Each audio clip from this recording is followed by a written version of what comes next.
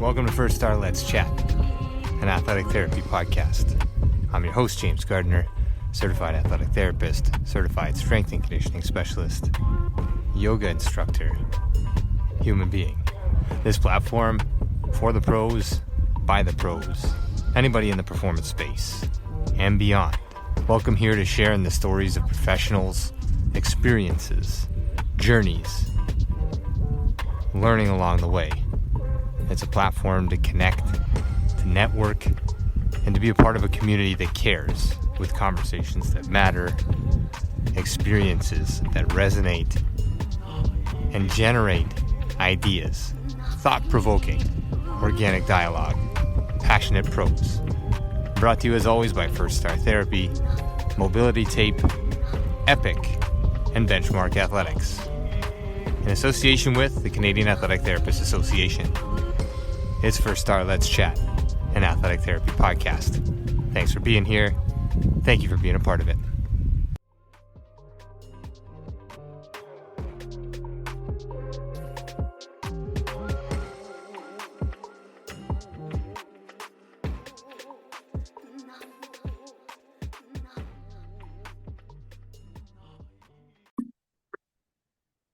All right, here we are. So Let's Chat, an athletic therapy podcast.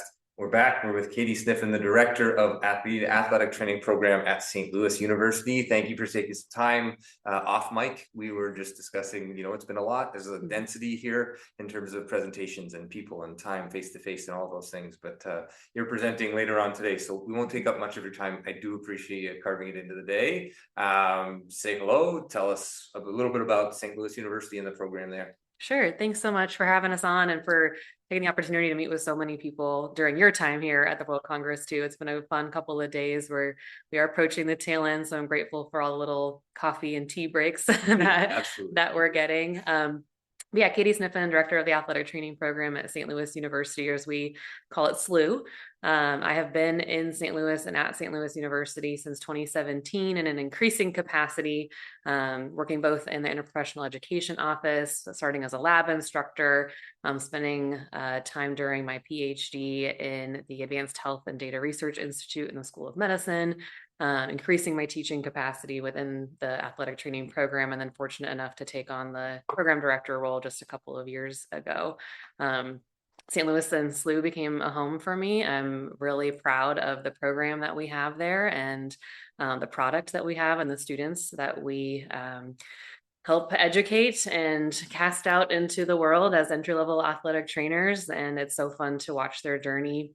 We accept both freshmen and post-bac students at SLU, either through an accelerated 3+2 program or just the 2-year master's degree. So sometimes it's short periods of time that we have those students, sometimes longer, but their development as clinicians, but also as humans is really a treat for us. And they go on to do wonderful things within the St. Louis community, or really across the country and across the nation. So I'm very proud to be a part of things at SLU. Yeah, it sparks sort of an interest. Maybe it's age and stage on my side, but certainly for younger listeners or newly starting out or current students, this idea of increasing capacity within this program. So you're a practitioner, you're a clinician, you're sideline bound, and then you're sort of transition into teaching and now into leading a program. Those pathways we don't necessarily think about when we're students. It's all, can I get that first job? What do I need to do? And I think it's a brilliant capture. So congratulations on that. Oh, thank you very much. Yeah, you certainly, it's part of the mentoring advising piece to figure out, short and long-term goals, see the forest through the trees. But we certainly appreciate what the student enters the program wanting to do, what their professional goals are. And we know, because we've seen it happen over and over again, that the mix of different clinical experiences that they get through our program, what they're exposed to, different patient populations, different settings, but often what they think they want to do when they first come in changes drastically by the time that they leave. But we do feel pretty strongly that regardless of where they go, they have the skills, the knowledge, the competence to apply their athletic training education in a variety of ways. So yeah, no, great. And here we are on a world stage. There's a student population here. There's a stream for students, there's a stream for professionals, there's a stream for educators. This has been really great on my side, just to be able to sit down with people like you. You're presenting at the end of today topic, interests? Is it about SWOOP? Like, where are we going with this? Sure, it is definitely a topic that is near and dear to my heart. So my PhD is in public health studies with a concentration in health outcomes research. And through that journey, really found my lane of interest in evaluating the intersections of athletic training and public health. And much of what my presentation this evening will be about that. And my research has also paralleled my service work. The National Athletic Trainers Association stood up a athletic training and public health work group. Back in 2015 or so. Was fortunate enough to be a member of that work group. That then led to its transition into an athletic training and public health task force that sunset at the end of last year. And then the NATA actually created its newest committee, so a permanent entity within the NATA of the Athletic Training and Public Health Committee, which I'm also very privileged to serve as the inaugural chair for. And so not doing enough, but yeah, but that's about this trajectory and the work that's happened and the colleagues and peers that I've been able to work with, and a tremendous gratitude to Mark Hoffman and John Schrader, who really initiated a lot of that work, and to be able to carry on that momentum of what these groups have done. But it does, like I said, run in parallel to my own personal interests. And so essentially, we all can kind of draw on our experience of public health with the way that COVID-19 was a very shared experience, and the public health approach that took us from identifying, this increased occurrence or incidence and mortality rates of that disease, applying our knowledge in disease risk mitigation and disease control to the different types of implementation strategies that came about of that. And so when you think about that approach, there are actually examples of athletic training practice that make use of that approach in pretty much everything that we do.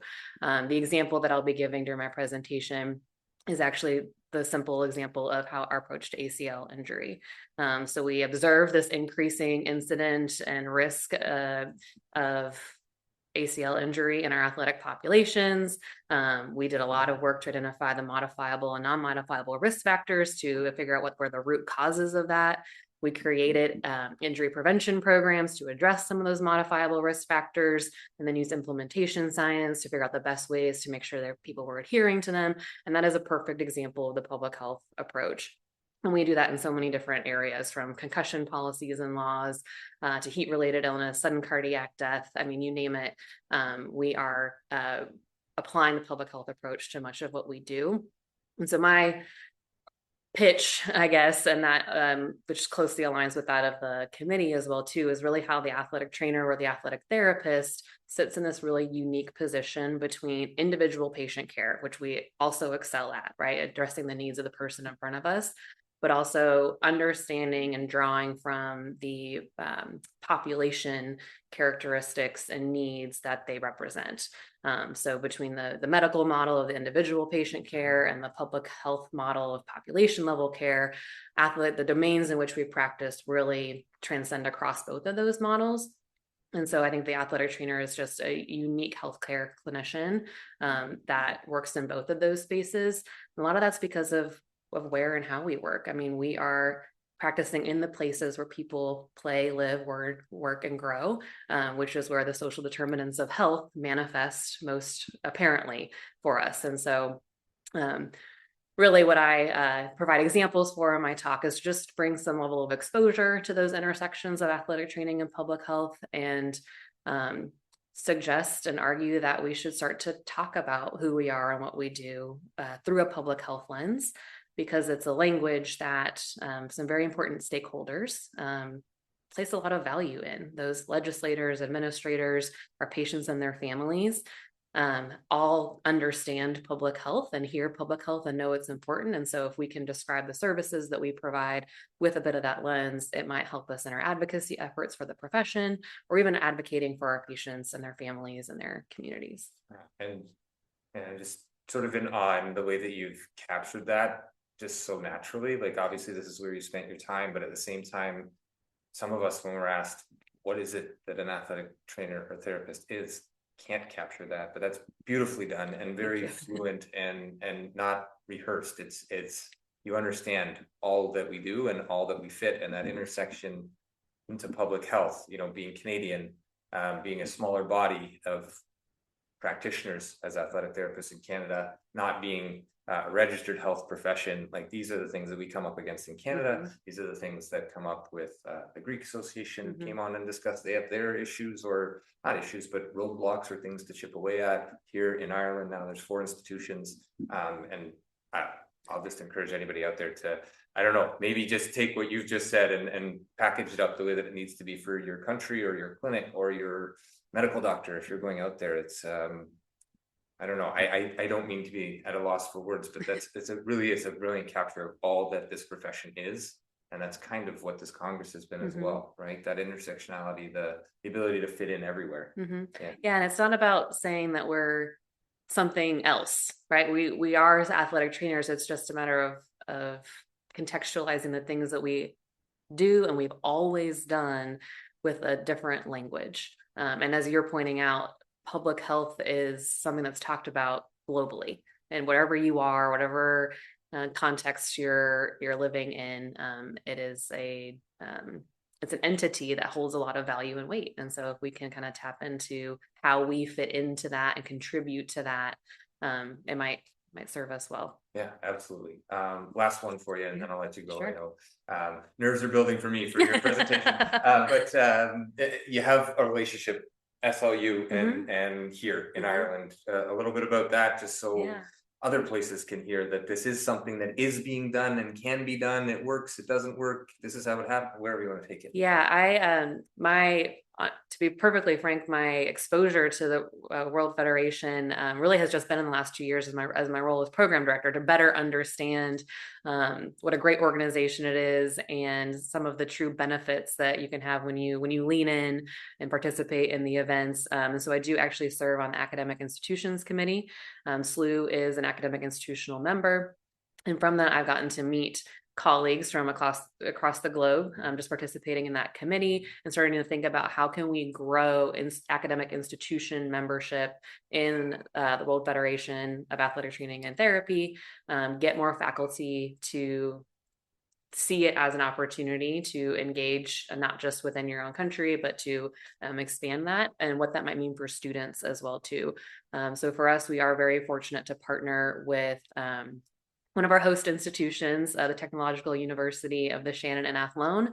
We currently have 4 of their students in St. Louis right now doing their clinical experiences. We also have students that often come to us from UCJC in Spain. And so to create those opportunities just from the relationships that we build between faculty to say, hey, we have a ton of clinical sites and your students want to get an international experience, we'll make sure that they get safely there, that they have a point of contact there, help them coordinate their housing. So it's just really comforting to everyone to have a trusted individual that you're sending students to. And so we hope to see more of those relationships happen. We hope to see more of our students take advantage of those opportunities internationally.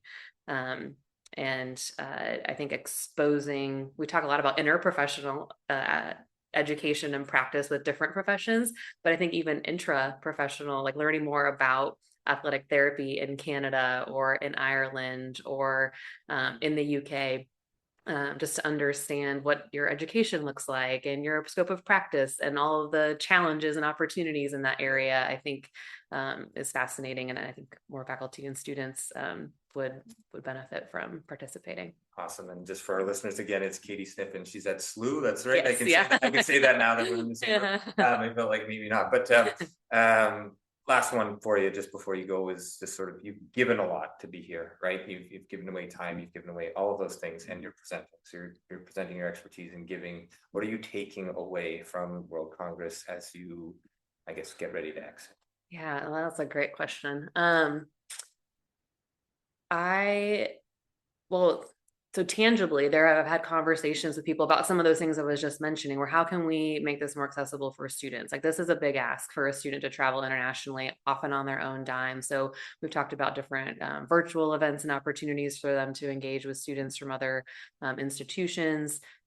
sort of lecture exchanges. So kind of coming up with those really tangible things that we could do. I'm happy that has been an outcome of this event, where it's not just the talk while you're here, but it's like, oh no, I have this email that I'm sending to you at the end of this, and we're going to make this happen. And we've already got a date selected. And so I really appreciate that from this. And generally speaking, I think there's also always an elevated amount of cultural competency that you can gain from engaging in these. And so that's certainly been true for me, just seeking to understand other cultures, other educational programs and curriculums, and what's important to different people. And so I'm definitely taking away some nuggets about that. Awesome. Good luck with your presentation. Thank you. Thank you for your time. And we'll put up some contact information, Great. Obviously, for SLU, Yeah. for your program, and for hopefully some other people to reach out and or ask some questions or take this conversation and contextualize it in their space. So thank you again for your time. Truly appreciate it. Oh, thank you.